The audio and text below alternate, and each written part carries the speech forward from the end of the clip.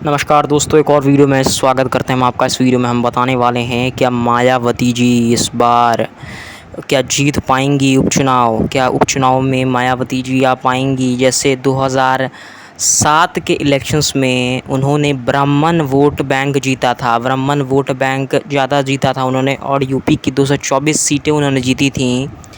तो क्या इस बार मायावती जी उपचुनाव जो 10 सीटों पर होने वाले हैं उपचुनाव, क्या उस चुनाव को भी मायावती जी जीत पाएंगी।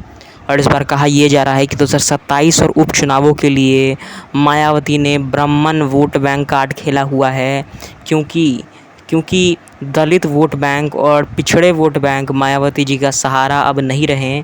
अब वो चीज़ कांग्रेस और सपा में उन्होंने ढूंढ ली है, और कहीं ना कहीं बीजेपी में भी वोट बैंक चला गया है। तो अब जो अल्पसंख्यक ब्राह्मण हैं उनमें मायावती जी अपना प्रारूप ढूंढ रही हैं कि कहीं ना कहीं ब्राह्मण वोट बैंक अगर देंगी, अगर खेलेंगी, तो कुछ जगह यूपी में ऐसे हैं जहाँ पर ब्राह्मणों की तादाद ज़्यादा है।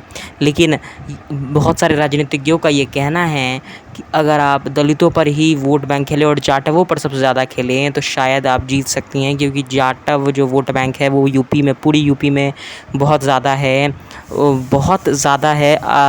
यादवों के बाद जाटवों का बहुत ज़्यादा ही वोट बैंक मिल सकता है मायावती जी को। लेकिन यादव और जाटव वोट बैंक दोनों ही अब जा चुके हैं कांग्रेस और अखिलेश यादव के पास, और मायावती जी के पास अब कुछ नहीं रहा। इसीलिए जो चौथी बड़ी सबसे ताकत है वो ब्राह्मण ताकत, जो यूपी में अभी तक फैल रही है और वो काम कर रही है। मुस्लिमों के बाद चौथी सबसे बड़ी ताकत जो है वो है ब्राह्मण ताकत, और ब्राह्मण ताकत अभी फ़िलहाल मायावती जी के लिए वोट बैंक बन सकती है।